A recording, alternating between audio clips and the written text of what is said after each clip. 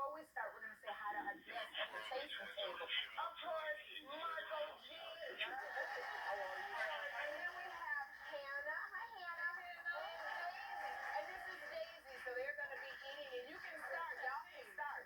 So you got to tell us what we are making first. It smells heavenly. So this is one of my favorite things to eat. I eat this at least once a week. Really? Cajun chicken soul ball.